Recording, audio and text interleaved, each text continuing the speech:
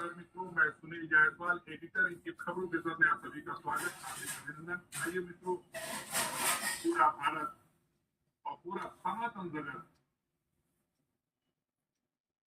12 वर्षीय महाकुंभ, जो कि इस वक्त प्रयागराज, जिसका एक नाम इलाहाबाद भी कहते हैं, मेला चल रहा है। और जैसा कि उम्मीद किया जा रहा था, उससे कहीं बढ़ करके सरकारी आंकड़ों की बात करें तो करीब 54 करोड़ लोग और 9 दिन के बाद संभवतः 60 करोड़ लोग श्रद्धालुओं का वहां जत्था पहुंच गया होगा और महाकुंभ का स्नान का पुण्य लाभ लेकर के वो वापस भी आ रहे हैं। इस बीच कई सारी घटनाएं हुई। कुंभ मेला स्थली में कई टेंटों में आगजनी घटनाएं और सबसे बड़ी त्रासदी जो वहां पर एक खद्दर देखा गया अनियंत्रित भीड़ के द्वारा, दुखद हादसा, जिसमें सरकारी आंकड़े की बात करें तो 30 महाकुंभ श्रद्धालु, जिसमें बच्चे और महिलाएं पुरुष शामिल थे, और करीब दर्जन या 2 दर्जन के आसपास लोग पूरी तरह से घायल भी हुए हैं। मित्रों, बहुत ही दुखद घटना थी, जो कि संभवतः होनी नहीं चाहिए थी, जो कि प्रयाग में इस समय आयोजित है। इस दृष्टिकोण से अगर किसी कुंभ में, किसी आयोजन में, किसी धार्मिक स्थली में अगर सरकारी आंकड़े की बात करें तो 54 करोड़ और आने वाले 26 फरवरी तक तकरीबन 60 करोड़ का अनुमान किया जा रहा है। उस दृष्टिकोण से अगर देखें तो सचमुच में अद्भुत कुंभ है, अद्भुत अद्भुत और अद्भुत, जहाँ एक साथ कोई भी धर्मावलंबी किसी धार्मिक स्थली पे जब स्वयं मिल छिपे चला आता है और इतना बड़ा मेला सस्ता है तो सचमुच अद्भुत दृश्य होता है।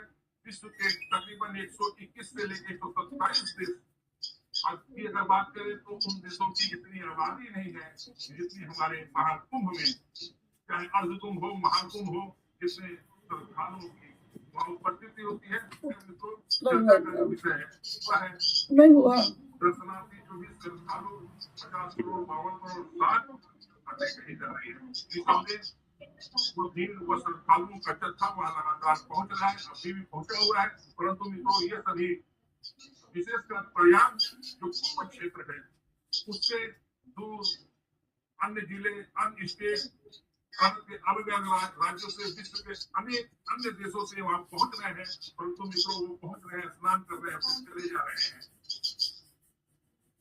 और इसी बीच कुंभ में एक जो कि नहीं होनी चाहिए उस तरह की दुकान घटना भी हुई। तकरीबन 30 श्रद्धालु मारे गए, जिसमें बच्चे, महिलाएं भी शामिल है। दिल्ली की घटना होती है, कई सारे टेंटों में आगजनी होती है, जहाँ इतने बड़ा भीड़ होगा, इतने बड़े मौत हो गए, करोड़ों में लोग पहुंचे। इस तरह की अस्वाभाविक घटनाएं तो कोई भी दुखद होती है, नहीं होनी चाहिए, लेकिन भीड़ और हुजूम जो होता है उसकी अपनी मानसिकता होती है। खैर, चर्चा का विषय में आ जाए मित्रों, और जो हमारे पैनलिस्ट हैं उनका जितने भी लोग पहुंच रहे, 50 करोड़ हो, हर रोज 10 करोड़, 8 करोड़, 4 करोड़, लेकिन उसका जो कीमत चुकानी पड़ रही है, स्थानीय जो प्रयाग परिक्षेत्र, मेला परिक्षेत्र के जो लोग हैं, जो स्थानीय लोग हैं, भीड़ आ रही है, स्नान कर रही है, चले आ रही है। लेकिन अगर सचमुच अगर स्थिति की बात करें तो प्रयाग के जो स्थानीय हैं, प्रयाग मेला क्षेत्र के जो रहने वाले लोग हैं, वह एक तरह से लैंड लॉक स्थितियां ये बता रही है, जो हमने अनुभव किया वहाँ के लोगों के पास, कि कई सारे घरों में राशन तक की दिक्कतें आ रही है, दुकानों में राशन नहीं है, चावल नहीं है, चीनी, दूध की जो वो परेशानी है, या पूछिए मत, घरों में चाय तक मुहाल हो चुका है, बच्चों दूध के लिए तरस जा रहे हैं, पानी पीने की किल्लत हो गई है, चावल नहीं। मेरी बात सुनिए, मेरी बात कुछ नहीं है श्रीमान जी, ये एक निगेटिविटी फैलाई गई है। रुकिए, मेरी बात सुनिए, प्रयागराज की पावन धरती में, हेलो, जायसवाल जी सुन लीजिए, जायसवाल जी सुन लीजिए, आप ही पास नहीं, ऐसी बात ना बोलिए। सुन तो लीजिए ना, आप ही पास लेके आ रहा हूँ। मित्रों, आज की जो परिचर्चा के विषय है उसके प्रणेता टी.एन. जायसवाल जी हैं। वहीं से शुरुआत करते हैं कि वहाँ की वस्तुतः स्थिति क्या है। वहाँ के स्थानीय लोग जो हैं, ये जो बाहर श्रद्धालु की जो करोड़ों की भीड़ है, उससे कितना और किस तरह प्रभावित है, और वहाँ की प्रशासनिक पुलिसिंग व्यवस्था वो किस तरह है। आमंत्रित करता टी.एन. जायसवाल जी, अपनी बात रखिए। महोदय, प्रयागराज की पावन धरती पे आप सभी पैनलिस्ट का हार्दिक स्वागत और अभिनंदन है। प्रयागराज की पावन धरती पर गंगा, यमुना और अदृश्य सरस्वती का आभास है, और यहाँ पे भरद्वाज मुनि का भी एक शानदार आश्रम मौजूद है।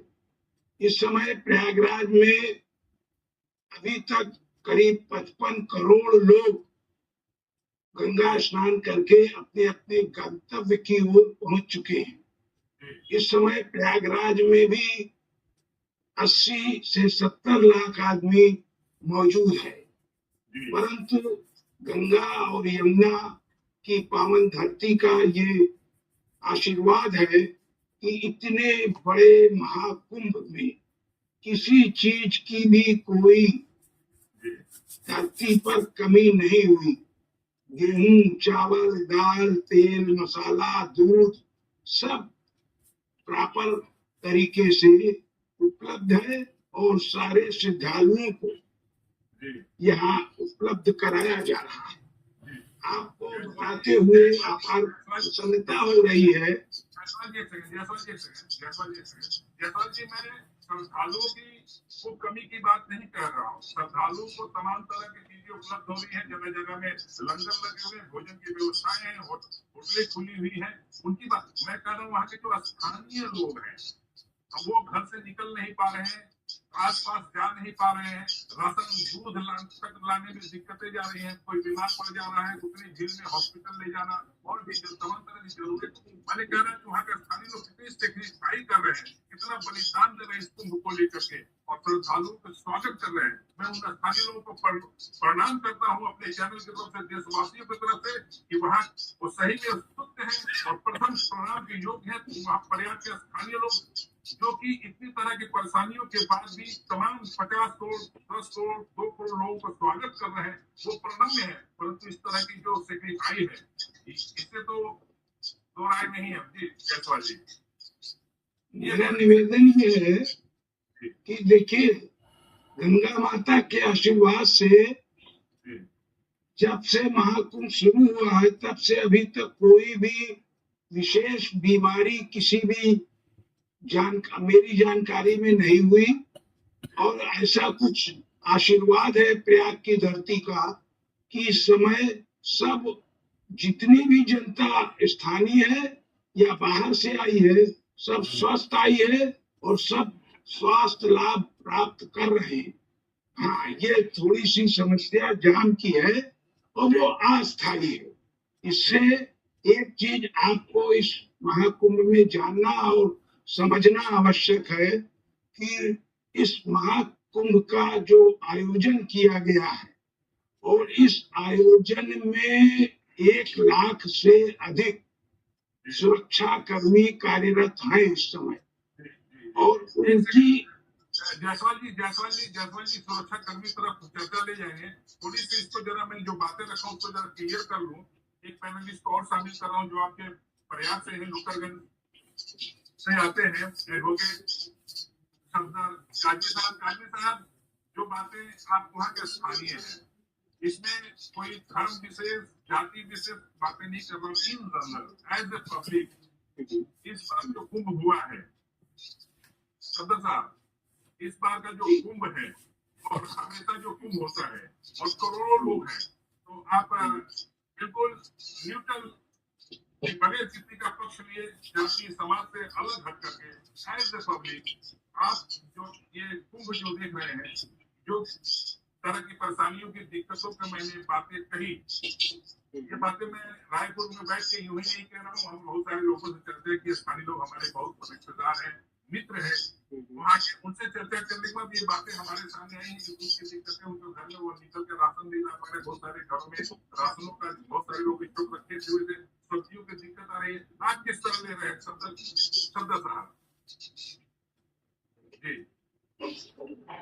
सलाह दे रहे हैं। अटपटा जो सवाल है, मैं इसे ऐसे बताता हूँ कि ये इस बार का जो कुंभ है, ये कुंभ खत्म होने के बाद खट्टी मीठी यादें हम लोग के पास छोड़ जाएगा। मीठी इसलिए क्योंकि शायद इतनी जनसंख्या में पहले शायद ही किसी कुंभ में लोग आए होंगे इलाहाबाद, और जब भी लोग इलाहाबाद आते हैं, प्रयागराज आते हैं कुंभ में, तो श्रद्धालु हमारे मेहमान होते हैं, हम लोग उनके मेजबान होते हैं। वो इतनी संख्या में आए हैं, हम खुश हैं। अगर इसकी दुगनी तिगनी संख्या में आते हैं, हम और दुगना और तिगना खुशी हम लोग को मिलती। रही बात समस्या की, तो जिस जनसंख्या में लोग आ रहे हैं, नेचुरली मैनेजमेंट में अगर शहर के एंट्री पॉइंट्स रोके जाएंगे, तो जहां से सामग्री आती है डेली यूज की, जो ट्रांसपोर्ट है, वो नेचुरल सी बात है, वो बाधित होगा।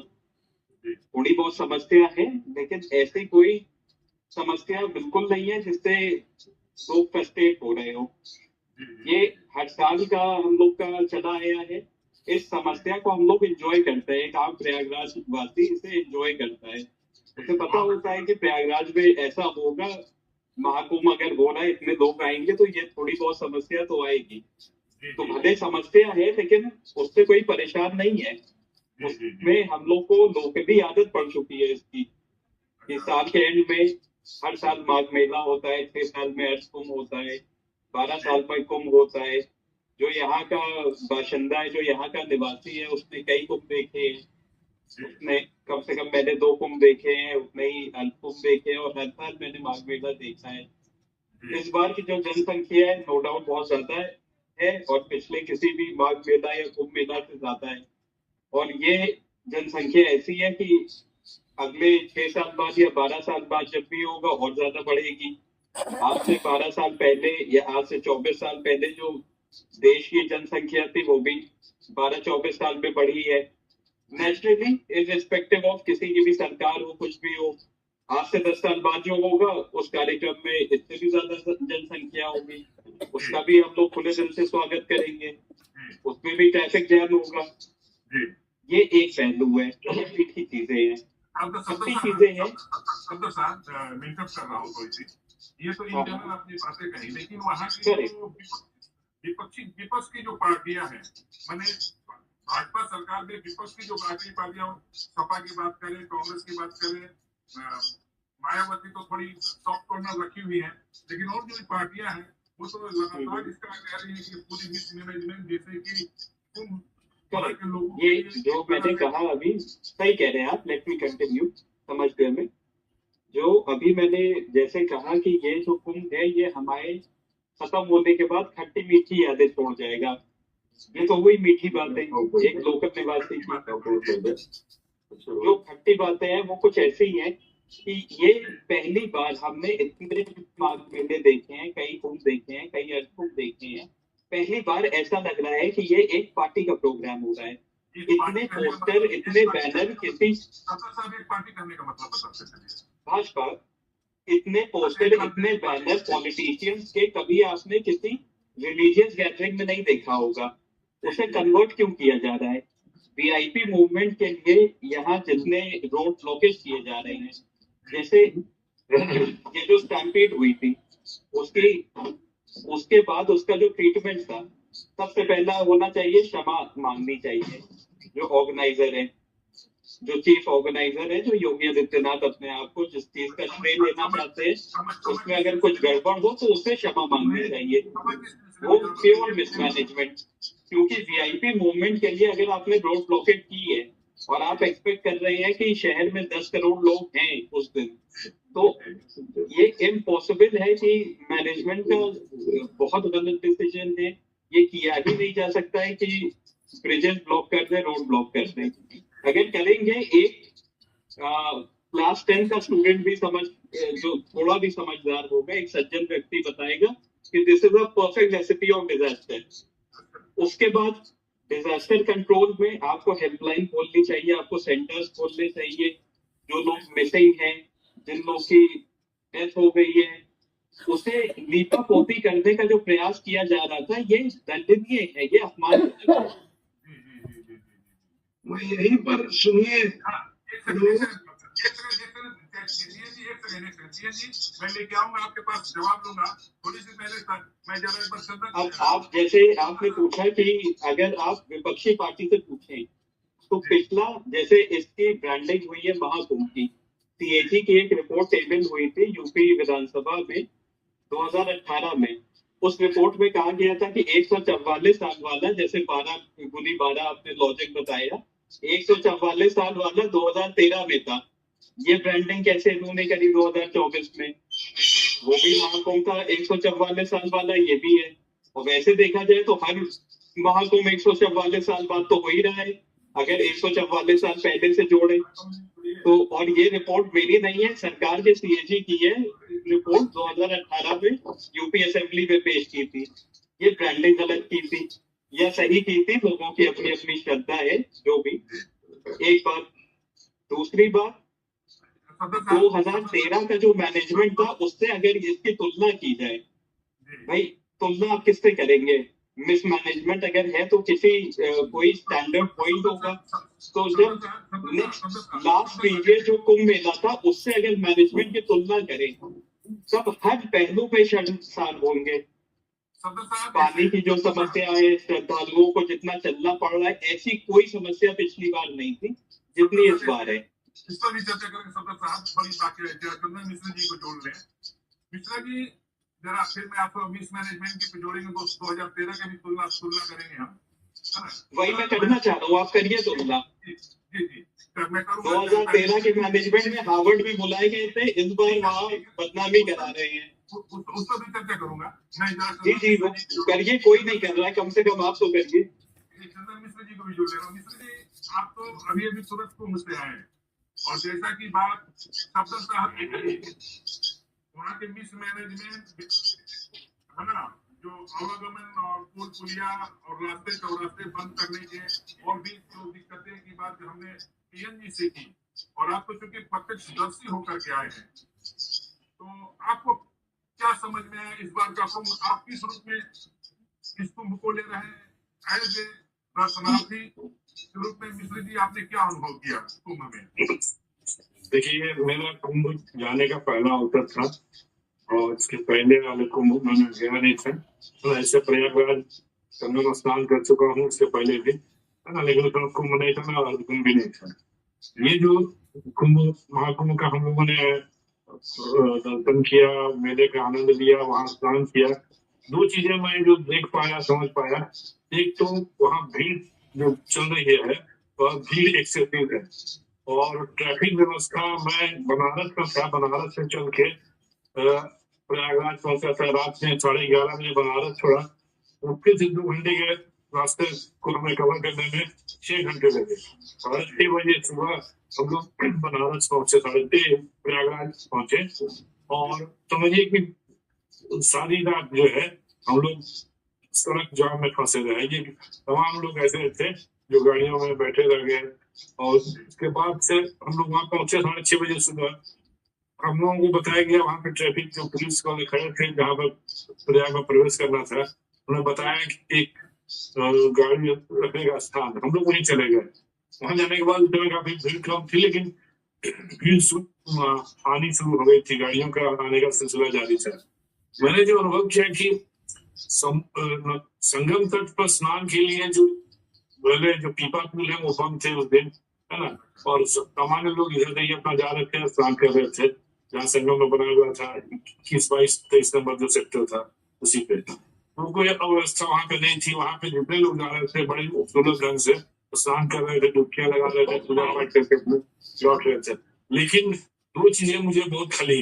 एक तो वहां पे जो वीआईपी है, एक छोटे अधिकारी को भी मैंने देखा कि उनकी गाड़ियां सीधे अंदर से चली जा रही थी, और कोई जज जा रहा था, मजिस्ट्रेट था, उनके साथ 3-3, 4-4 गाड़ियां।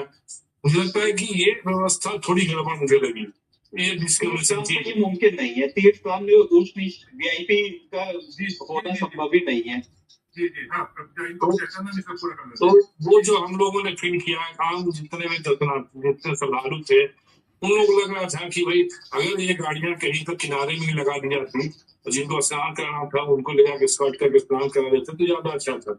लेकिन वो गाड़ियों का जो फर्राटे से जाना और 3-3, 4-4 गाड़ियों का काफिला एक साथ, तो वो हम लोग जैसे श्रद्धालुओं को, वहां पे जाने वालों को काफी परेशानी का सबब हुआ और पैदल काफी चलना पड़ा। जहाँ पे गाड़ियां लगाई गई थी वहां से पैदल चल के जो संगम तट पर पहुंचना था वो काफी दूरी थी। और इस दूरी को सभी, क्योंकि वहां पे जाने वाले बच्चे से लेके बूढ़े तक थे, तो उन्हें परेशानियों को झेलना पड़ा। तो इसकी व्यवस्था सुनिश्चित होनी चाहिए।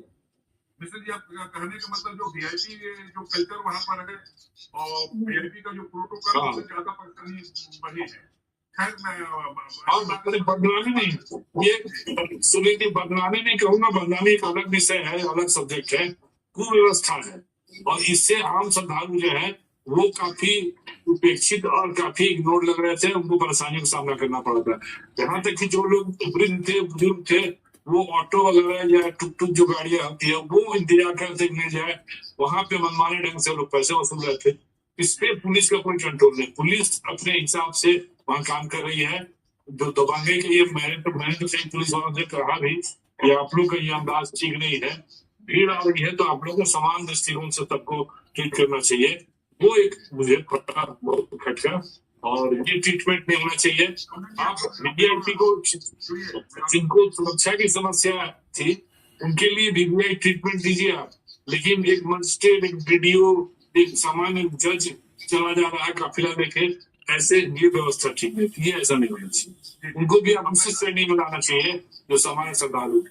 बस यही, बाकी चीजें भीड़ होगी ही, इतना बड़ा आयोजन है, पूरे देश भर से लोग, विदेश से भी लोग आ रहे हैं, भीड़ को कोई तो बात नहीं थी, भीड़ भी नियंत्रित थी, लेकिन गाड़ियों का सिलसिला और खास करके उस स्नान संगम स्थल तक गाड़ियों का जाना वीआईपी नाम के, वो मुझे बहुत खटका, क्योंकि वो लोग बाकी लोगों को ढंग से पुलिस वाले इग्नोर कर रहे थे उनकी समस्या को। अब कमलेश जी को जोड़ रहा हूँ। सज्जन जी, ये प्रयागराज वासी आपसे क्षमा चाहते हैं, हम चाहते हैं हर बार आए। जरा कमलेश जी को जोड़ लो पहले। कमलेश जी, अब तमाम बातें आपने सुनी, कुछ मिसमैनेजमेंट की बात हुई, और जैसा कि मैं वहाँ के लोगों से मैं सुना, स्थानीय लोग बहुत ज्यादा सफर कर रहे हैं, एक तरह से कह सकते कर रहे हैं, तमाम तरह की परेशानियों के बावजूद वो प्रणम्य है कि जो तमाम श्रद्धालुओं का स्वागत कर रहे हैं। ये तमाम बातें में कमलेश जी आप किस रूप में प्रयाग को ले रहे हैं? देखिए, जहां तक मैं 77 से कुंभ का देखता चला आ रहा हूँ, और कुंभ क्षेत्र के सबसे नजदीक हूँ मैं, यहाँ जितने लोग हैं, मेरा घर, मैं लगातार अभी भंडारा भी चलवा रहा था, वहाँ हमारे वापसी के मेन मार्ग पे है, कीटगंज मेरा मोहल्ला है, और ज्यादा से ज्यादा हम 800-1000 मीटर है मेला से दूर। और जहाँ पे ये मान के चलिए, जहाँ हमारे प्रयागराज की 60 लाख 50 लाख की आबादी है, वहां जब 1-1 करोड़ 2-2 करोड़ पर डे रहेंगे तो थोड़ा बहुत 19-20 तो पड़ेगा, और थोड़ा बहुत कह लीजिए कि आंशिक परेशानी होगी, ऐसा नहीं है, और लोग उबे नहीं है। और सबसे बड़ी है तो भीड़। मैं एक चीज और सुधार करना चाहता हूँ, राशन दूध वगैरह सब्जियों की जो दिक्कतें आ रही है, मैं आपको बता दे रहा हूँ कि मेरी भी राशन की एक दुकान है, सरकारी राशन वाली दुकान है, वही मेला क्षेत्र पे, लेकिन सारे सामान गवर्नमेंट ने ऐसी व्यवस्था की है कि रात में सारे सामान की सप्लाई हो रही है, और एक भी दिन न दूध की कमी हुई, न दवाओं की कमी हुई, न सब्जियों की कमी हुई, ऐसा कुछ नहीं है। ये एक नकारात्मक बातें कहाँ से उठी, कैसे उठी, क्यों उठी, मैं नहीं जानता इस बारे में, लेकिन जो व्यवस्थाएं है, और इतनी भीड़, ये मान के चलिए कि भीड़ नहीं, इतने श्रद्धालु लोग श्रद्धा से आ रहे हैं, और अनुमान से ज्यादा सरकार की जो एजेंसियां थी उनके अनुमान से ज्यादा लोग आ रहे हैं, और मैं उनको भीड़ नहीं श्रद्धालु कह रहा हूँ। कमलेश जी, अनुमान से ज्यादा नहीं, अनुमान तो 100 करोड़ का था, ऐसी कोई बात नहीं। नहीं 100 करोड़ का अनुमान नहीं, शुरू में मैं आपका नहीं होगा, योगी जी का था। योगी जी तो मेला में 25 करोड़ प्रशासन टूर से अब योगी जी का सामान होगा, खेत जी का नहीं होगा। हाँ, और आज 7 करोड़ के लगभग पहुंच चुके हैं। और मैं मेला की अवधि के बारे में बात करना चाहता हूं कि मेला की अवधि हमेशा अमावस्या 4 स्नान होते थे। सबसे पहला स्नान शाही स्नान मकर संक्रांति या खिचड़ी का होता था। फिर उसके बाद जो है अमावस्या का होता था। अमावस्या के बाद बसंत पंचमी के बाद अखाड़े वगैरह चले जाते थे, लेकिन तमाम महामंडलेश्वर रुकते थे जो इस पे। और जो कल्पनार्थी है, जो कल्पवास करते हैं, वो पूर्णिमा को चले जाते हैं, माघ पूर्णिमा के बाद। लेकिन इस बार पूर्णिमा के बाद जाने के अलावा ये जो भीड़ चल रही है, वास्तव में यही असली, मैं इनको जो वर्तमान में जो सुविधा विहीन और कह लीजिए कि वास्तविक स्नानार्थी, वास्तविक मानने वाले, वास्तविक ये ना तो इनके दिमाग में जो है कि भाई मुझे गंगा मैया में स्नान करना है, और गंगा मैया में स्नान ये मतलब जो घर से टारगेट जो ये निश्चित करके चले हैं, उसमें आने वाली न इनके लिए बारिश है, न धूप है, न ठंडी है, न पैदल है, न साधन है। इनका जो लक्ष्य इन्होंने निर्धारित करके चला है, हम रिकॉर्ड करे हैं। अभी मैं वहीं से आ रहा हूँ, पीरगंज वाले घर से अपने आ रहा हूँ। और ये जो समर्पण और जो एक आवेग मैं देख रहा हूँ, वेग मेला का और ये स्नानार्थियों का, और ये मुझे नहीं लगता कि ये टूटेगा। अभी शिवरात्रि के बाद तक न कहीं चले, मैं तो बता रहा हूँ।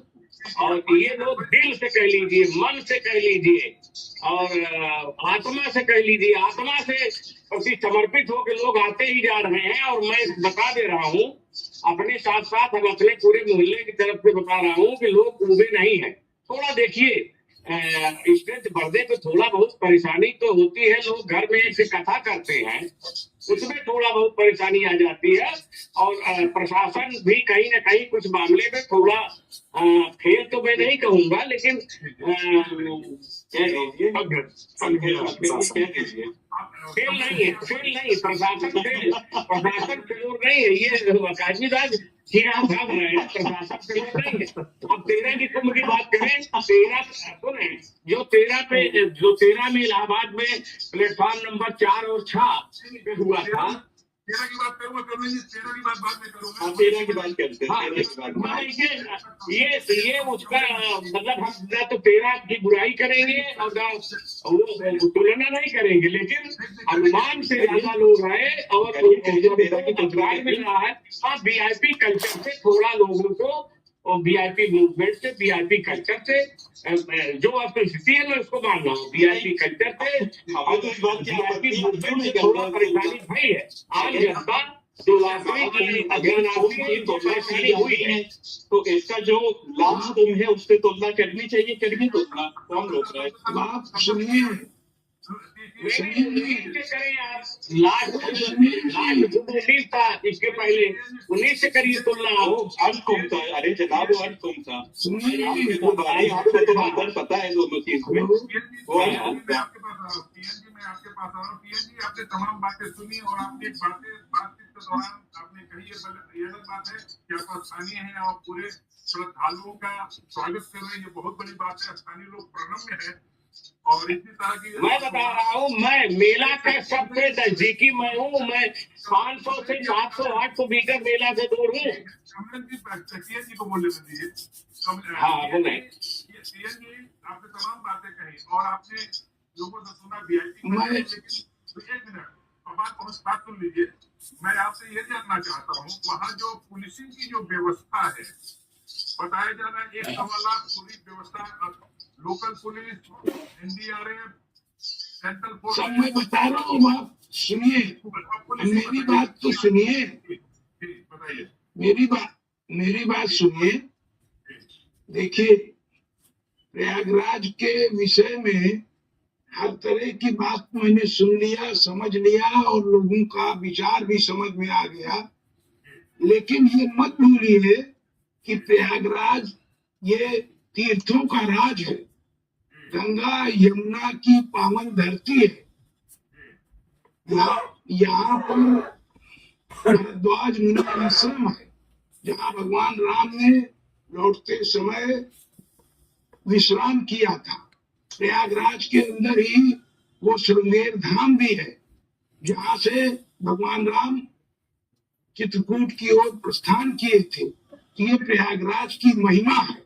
और जितने भी स्नार्थी आ रहे हैं, कोई भी स्नार्थी असंतुष्ट होके नहीं जा रहा।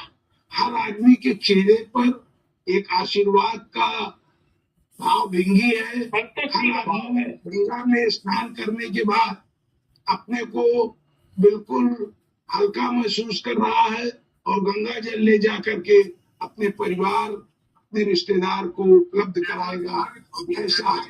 और रही बात सुरक्षा व्यवस्था, पुलिसिंग पर बताइए, पुलिसिंग कैसी है? मैं पुलिस व्यवस्था पर ही, अब इसके बाद में पुलिस व्यवस्था पर ही ध्यान दिलाऊंगा। जितने लोग बैठे हैं, इन लोगों को समझना चाहिए कि 1 लाख, 1.25 लाख पुलिसकर्मी इस सेवा में लगे हैं और 8-8 घंटे की ड्यूटी उनसे क्रमवार दिया जा रहा है। लेकिन किसी के हाथ में किसी भी तरह का असला, लाठी, स्टिक कोई भी तरह का नहीं है। ये गंगा माता का आशीर्वाद है। और 50 करोड़ से अधिक स्नार्थी यहाँ से स्नान करके चले गए। किसी के ऊपर किसी ने कोई भी डंडा नहीं चलाया, ना उनके पास था। आज एक विशेष रिकॉर्ड बना है कि स्नार्थी और जो धर्मार्थी आ रहे हैं, वो इशारे पर, पुलिस के कहने पर, जिस रास्ते पर पुलिस भेज देती है उस रास्ते पर चले जाते हैं और गंगा स्नान करने के बाद अपने को आनंदित महसूस करते हैं। ये प्रयागराज की धरती है, ये प्रयागराज का आशीर्वाद है। पब्लिक नियंत्रित है, भीड़ नियंत्रित है और पुलिस के हाथ में डंडे नहीं है, तो अचानक उस दिन जो भगदड़ हुआ जिसमें 30 श्रद्धालु आंकड़ा बताया गया है, उसके पीछे क्या कारण देखते हैं आप? ये 30 के उसके पीछे केवल एक कारण था। सुनिए, मेरी बात समझिए।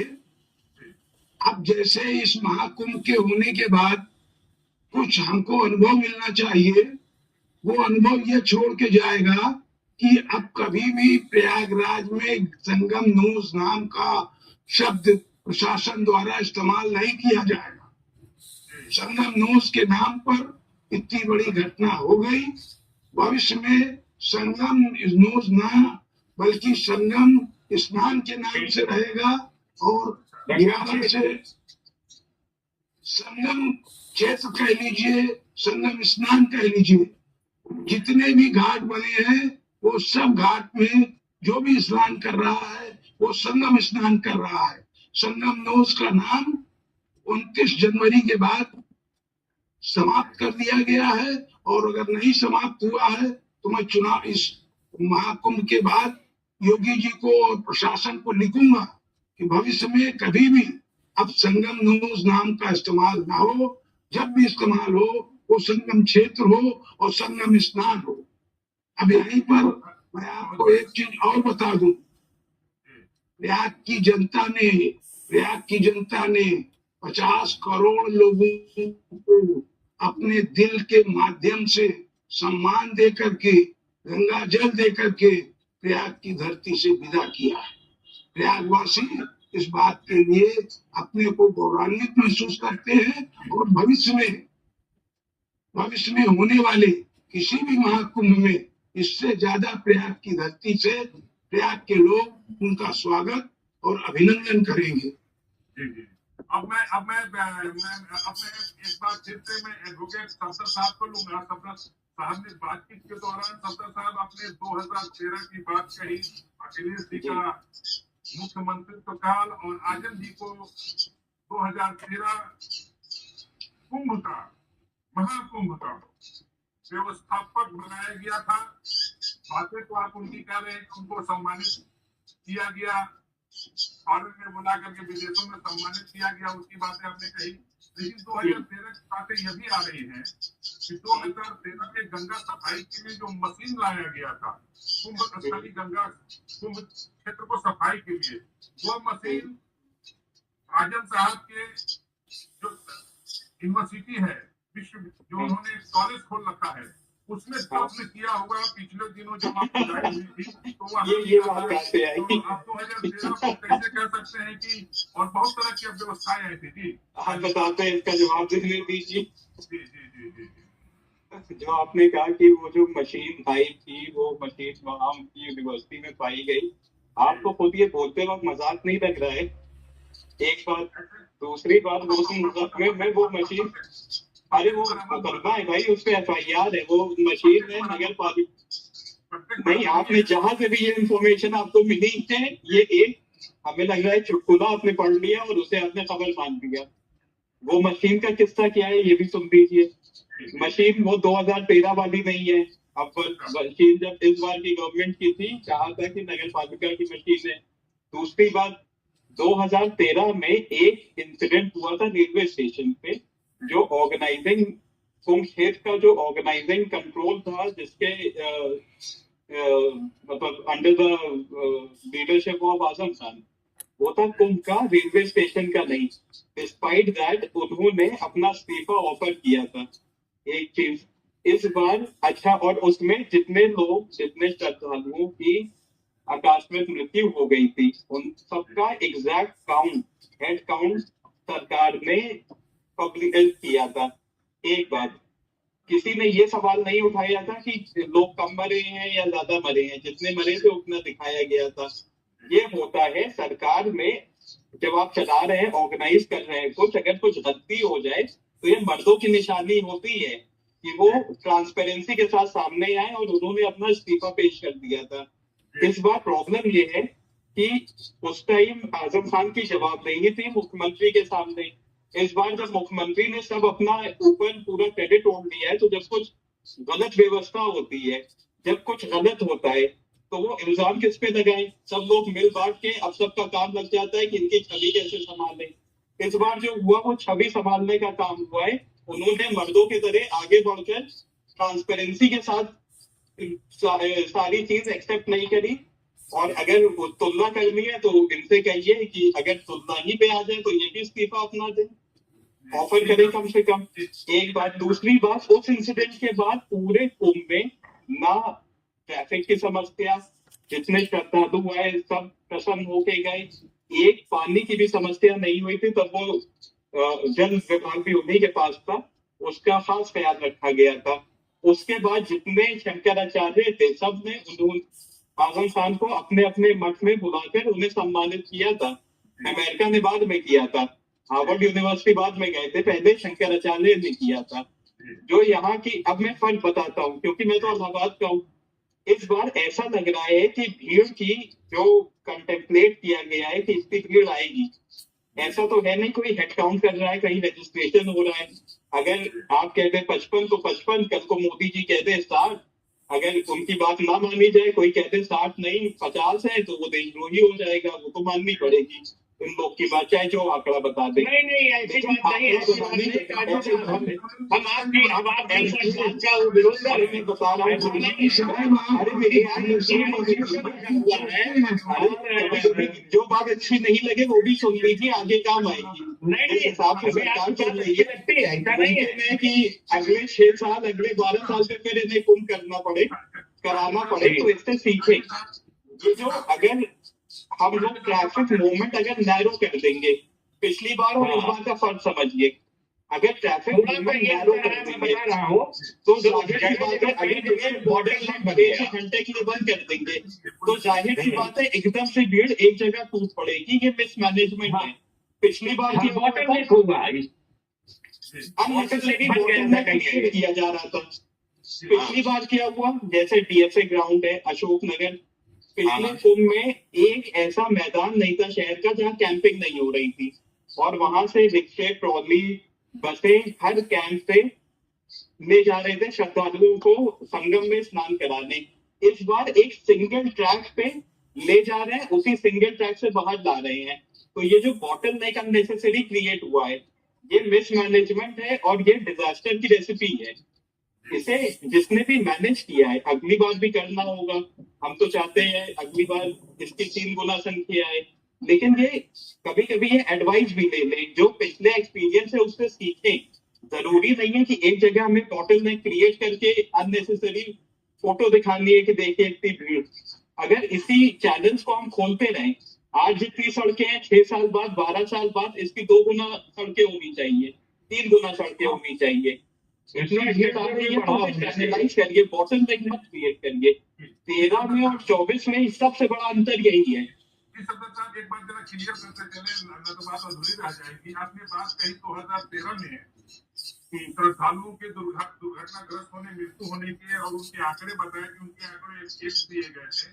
ये कैसे प्रमाणित कर सकते हैं कि उस समय एग्जैक्ट है? और इस बात जो सरकार कह रही है वो विश्वसनीय नहीं है। और दूसरा नंबर वो मशीन वेरी सिंपल हम बताते हैं आपको, इसलिए क्योंकि जब ऐसा फायदा होता है फर्ज करें हम बता देते, जवाब दे देते। सुन लीजिए, पूरा सुन लीजिए।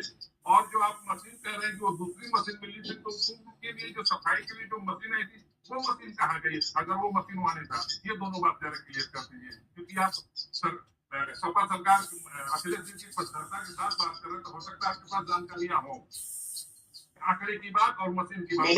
मैं फिर आपसे ये कहूँगा कि जो कुंभ में मशीन आई है और वो आजम खान की यूनिवर्सिटी में मिली है, ये इसलिए मुमकिन नहीं है कि ये जो मशीन वाला मुकदमा है वो पिछली सरकार का मतलब है ही नहीं, वो रिसेंट मुकदमा है। उसका जो डेट ऑफ ऑफेंस है वो 2013 का नहीं है, अभी का है उसका डेट ऑफ ऑफेंस। वो दूसरी मशीन है, वो नगर पालिका रामपुर की मशीन है। दूसरी चीज ये, इलाहाबाद से वहां जो आजम खान अपने जेब में मशीन रख के नहीं लाए हैं, जो वहां ऑर्गेनाइज कर रहे हैं लोकल, जैसे नगर पालिका इलाहाबाद की जो मशीन होगी वो यही रहेगी। आप कोई मंत्री जी योगी जी अपने कंधे पे रख के थोड़ी मशीन लाते हैं, कॉमन सेंस यूटिलाइज करिए। ये 2 अलग अलग मसले हैं। रही बात, मैं ऐसे कैसे कह सकता हूँ, क्योंकि उस इंसिडेंट के बाद आजम खान और आधा मंत्रिमंडल लखनऊ से फौरन इलाहाबाद आया, हेल्पलाइन नंबर खोला गया and they came out transparently, और आजम खान ने अपना इस्तीफा पेश किया। इस बार विपरीत क्या है कि रात के 2 बजे प्रधानमंत्री नरेंद्र मोदी जो लोग मर गए हैं उन्हें श्रद्धांजलि पेश कर रहे हैं। दिन में कुंभ क्षेत्र का जो डीआईजी है वो कह रहा है ये अफवाह है, यहाँ स्टैम्पीड नहीं हुई, कोई नहीं मरा। दिन के 11 बजे कुछ छुपाया जा रहा है। जितने यूट्यूबर्स हैं उन्होंने जाके देखा कि ट्रैक्टर भर भर के वहां से सामान जो है वो हटाया जा रहा है उन लोगों का जो गायब हो गए, जिनकी मृत्यु हो गई है। अगर यहाँ स्टैम्पीड हुई है तो ये एक हो गया है सीन ऑफ क्राइम। यहाँ का जब तक पंचनामा ना किया जाए, एक एक अंगूठी एक एक पैर का चप्पल जब तक गिनी ना जाए, उसके पंचनामा ना बनाया जाए, ये क्लियर नहीं किया जा सकता था। इन्होंने सुबह होने से पहले ट्रैक्टर लगा के पूरा क्राइम सीन साफ कर दिया। ये देखिए, भीड़ जब भागती है तो चप्पलों से लाशें नहीं गिनी जाती है, चप्पलों की संख्या से। जब भीड़ भागती है अगर क्राइम सीन होता है तो जब तक उसका पंचनामा नहीं बनाएंगे उसे क्लियर नहीं कर सकते हैं। ये एविडेंस छुपाने का सामान उठा है वो खोया पाया केंद्र में रखा है। सुनिए, उसका पंचनामा उस सामान का मैं बता रहा हूँ अगर उसमें कार्रवाई करने का अगर मंशा होती तो उसे कॉर्डन ऑफ करके उसकी कम से कम तस्वीरें लेते, उसमें पंचनामा बनाते, उसमें फुटमार्क्स देखते। आपको ज्ञान नहीं है उस तथ्य का काजमी साहब, वो नहीं है। सारा सामान जो बटोर के ले गए हैं वो वहाँ पर मौजूद था।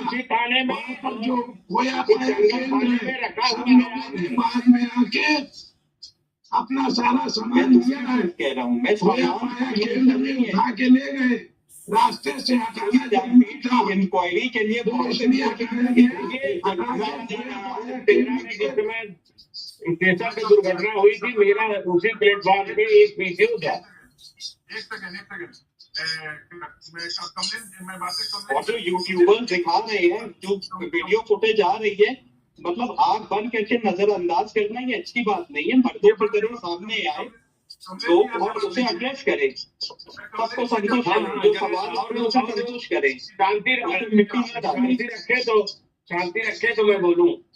बोलिए बोलिए कमलेश। देखिए, आज भी मैं 2013 की दुर्घटना का भी प्रत्यक्षदर्शी रहा हूं, और ये कहना जैसे अभी काजमी साहब ने कहा कि उसको जो है आर्टिकल को रखा जाए, वो तो संभव नहीं रहता। उसको सब इकट्ठा करके रख दिया जाता है, एक जगह सुरक्षित रख दिया जाता है। अरे 13 वाली घटना में जो इस प्लेटफॉर्म से हुआ था, लॉस्ट एंड फाउंड प्लेटफॉर्म 4 से और ये जो घटना हुई है, दोनों जगह से सामान उस समय भी रखा गया था, सिविल लाइन थाने में रखा गया था, और आज भी रखा हुआ है संगम थाने में।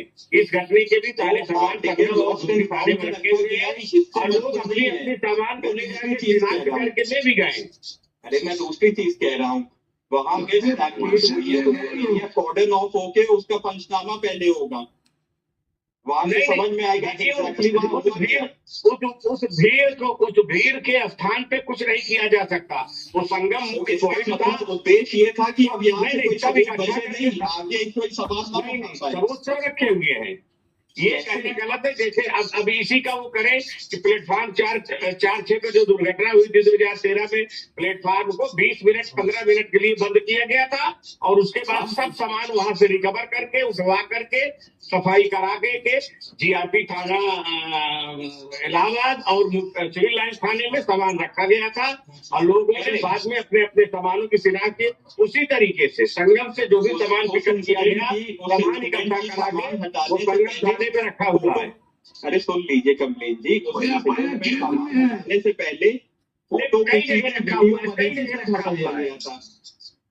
अरे वो कानूनी बात नहीं है, जहाँ मौके पे ऐसी परिस्थिति होती है वो सारा सामान सुरक्षा इस बारे में नहीं कहता, लेकिन उसको वहाँ घटना स्थल को सील नहीं किया जा सकता था।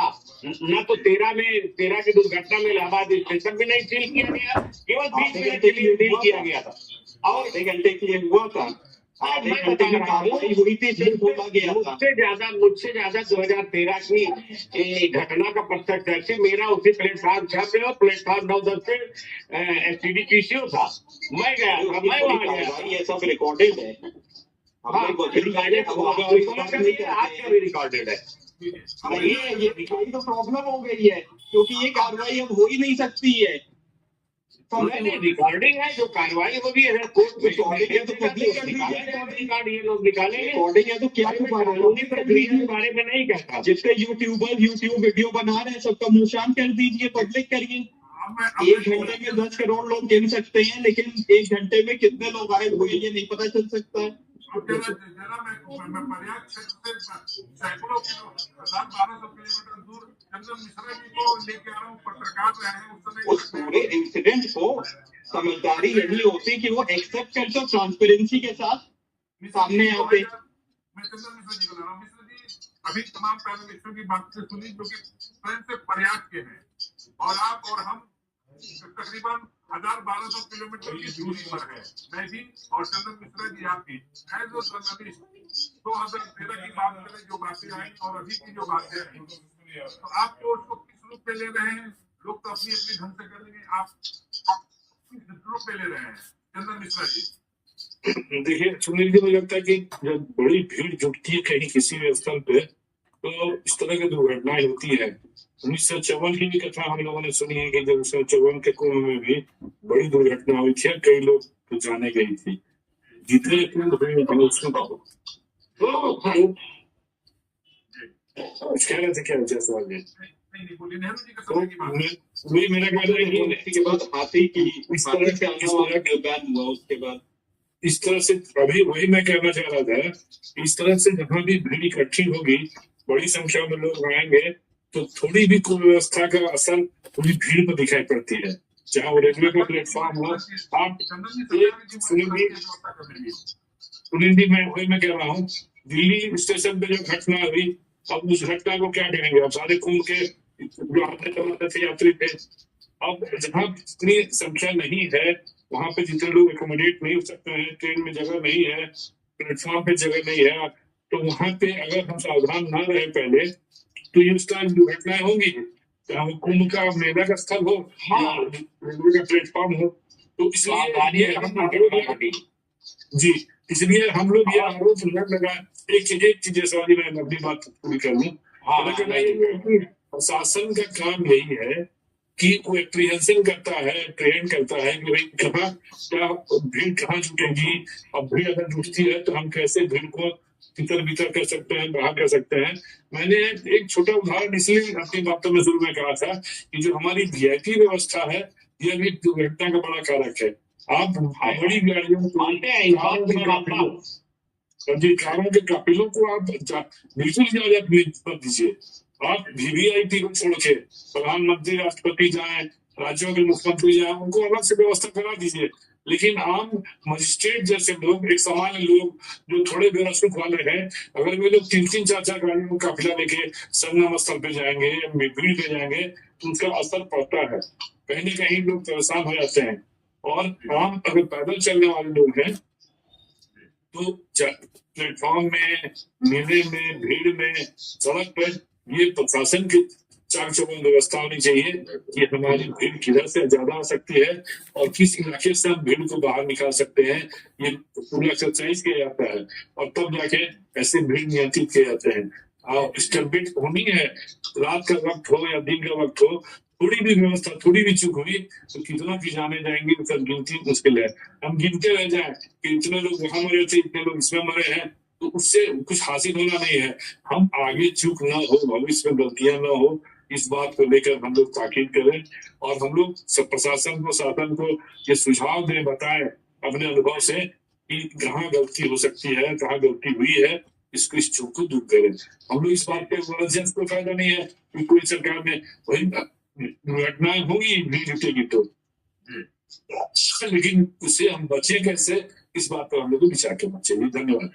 पुरानी घटनाओं से सबक लेकर के आगे होने वाले कार्यक्रम के लिए हमें सबक लेते हुए और जो भी जहाँ चूक हुई है उसको आगे भविष्य में सुधार के लिए उनको एक आधार मानते हुए ये किया जाना चाहिए। क्षमा भी मांगनी नहीं चाहिए।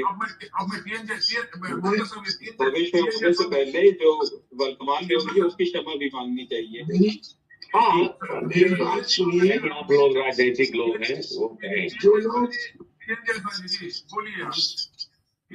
महोदय, जो लोग बैठ करके चाहे जितना बात कर लें, आप गंगा माता के आशीर्वाद को, यमुना माता के आशीर्वाद को, सरस्वती माता के आशीर्वाद को, अक्षयवट के आशीर्वाद को भुला नहीं सकते, नजरअंदाज नहीं कर सकते।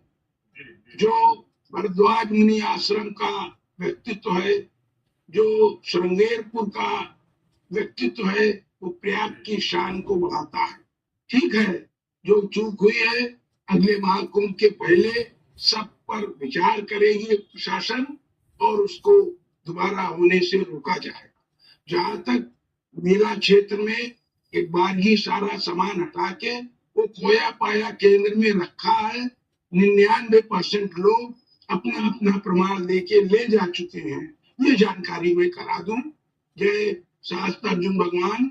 मैं प्रयागराज से सीनियर एडवोकेट TN जायसवाल। जो सामान वहां से उठाया है वहां रखा है, इसका भी तो पंच नहीं बना है। इसीलिए कानून पंचनामे के चक्कर में इतने लूपहोल निकल आते हैं। मुकदमेबाजी के चक्कर को छोड़िए, अपना प्रमाण दिए ले गए। वहाँ कोई पंचनामा बैठ करके बनाने वाला नहीं है। रखा गया है मैनेजमेंट के लिए। आप बिल्कुल सही आप जिस तरह की बात करा रहे हैं, 2 बजे रात को सुनिए, नहीं के बाद इसकी कठोरता से जांच हो और अगर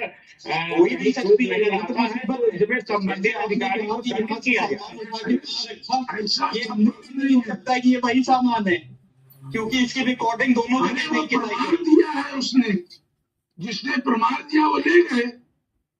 हर आदमी का आधार है, हर आदमी की फोटो है, हर आदमी का कपड़ा है, हर आदमी का पैसा है, जो उठाया है इसका तो कोई बाहरी थोड़ी ले गया। जिसका यहाँ से प्रशासन ने समझा नहीं है उसने दे दिया। आप उस पर न जाइए मुकदमेबाजी के, और हम लोग तैयार नहीं है।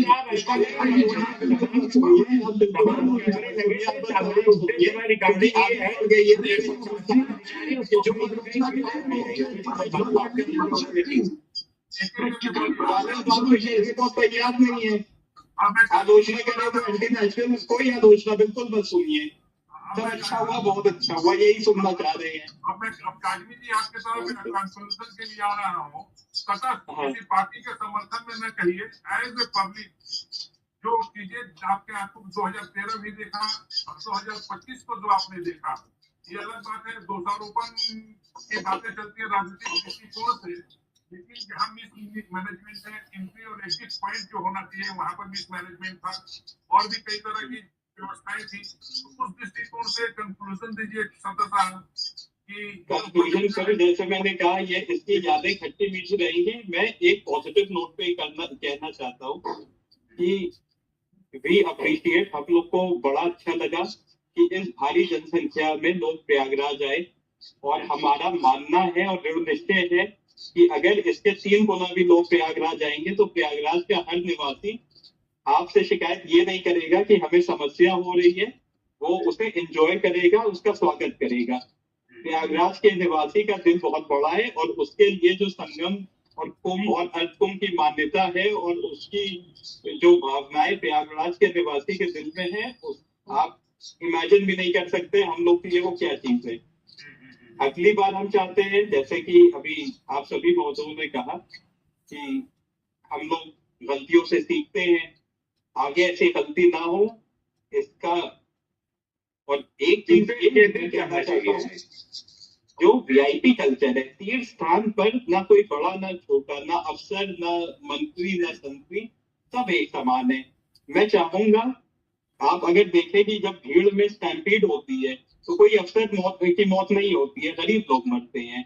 ये जो कल्चर है वीआईपीज़म का, कि 50% आपने जगह उनके लिए छोड़ दी और बाकी करोड़ों की जनसंख्या को आप धकेल रहे हैं, 25 जगह में बॉटल नेक क्रिएट कर रहे हैं, ये नामुनासिब है। अगली बार मैं चाहूंगा कि ऐसा कुंभ हो कि जहां मंत्री और जहां आम आदमी अगर चलना है 2 किलोमीटर तो साथ में चले। ये जो प्रयागराज का दृश्य होगा, ये पिक्चर हम पूरे दुनिया को दिखाना चाहते हैं। बहुत बढ़िया। अब समय का मर्यादा है तो मित्रों, अब तक तमाम पैनलिस्ट की बातें आ चुकी हैं। अंत में मामला यही निकला कि तमाम गलतियों से सीखते हैं, और भीड़ मैनेजमेंट, मिस मैनेजमेंट और जो तरह की मैनेजमेंट जहाँ इतने लोग इकट्ठा होते हैं वहां मैनेजमेंट को और जवाबदेही सरकार की होती है, स्थानीय प्रशासन की होती है। और स्थानीय प्रशासन की बात करें तो अभी तक पूरी देखने के बाद जो भी हुआ है उसके पीछे कारण ढील रही है। हाँ, एंट्री और एग्जिट पॉइंट में कमी देखी गई है। एंट्री और एग्जिट नहीं होने की वजह से ठीक अव्यवस्थाएं फैली है। और जैसा कि पैनलिस्टों ने कहा कि वीआईपी कल्चर, आने वाले कुंभ में वीआईपी कल्चर बिल्कुल ही बंद होनी चाहिए, और अभी का जो दृश्य जो दिखा है वो दृश्य पुनः न दिखे। और अगले बार जो भी सरकार रहे, सरकारें आती है जाती है, और श्रद्धालु और श्रद्धा भक्ति अपने स्थान पे है। जब तक विश्व है, देश है, मानव है, समाज है, धर्म है, संस्कृति है, ये व्यवस्थाएं रहेंगी, और धार्मिक स्थलों में लोग आएंगे जाएंगे। प्रयाग हो, काशी हो, मथुरा हो या हज यात्री हो, हज में भी घटनाएं घटी हैं, वहां भी सैकड़ों की संख्या में लोग मारे, वहां भी दुर्घटना के शिकार हुए हैं। परंतु व्यवस्थाएं हैं, उससे मक्का वालों ने सबक लिया था। और यहाँ की घटनाएं 2013 की हो या 2025 की हो, यहाँ की जो लोकल स्थानीय सरकार है, केंद्र सरकार हो या राज्य सरकार हो या प्रशासन हो, इससे जरूर सीख लेगी। और उम्मीद करते हैं कि जैसा कि पैनलिस्टों ने कहा कि सरकार को जो आम लोग की जो इसमें से विचार आ रहे हैं, जो सुझाव आ रहे हैं, उस पर ध्यान देना चाहिए। इसी साथ आप सभी को बहुत बहुत धन्यवाद। आप सभी पैनलिस्टों को बहुत सुनील जी बोलिए, एक लाइन में और समझ लीजिए, सबको भगवान का आशीर्वाद प्राप्त हो। जितने भी श्रद्धालु आए हैं और जो आ रहे हैं, वो गंगा यमुना का आशीर्वाद प्राप्त करते रहे और उनका जीवन धन्य हो, ये कामना के साथ इस कार्यक्रम को समाप्त करिए। जी, बहुत बहुत धन्यवाद।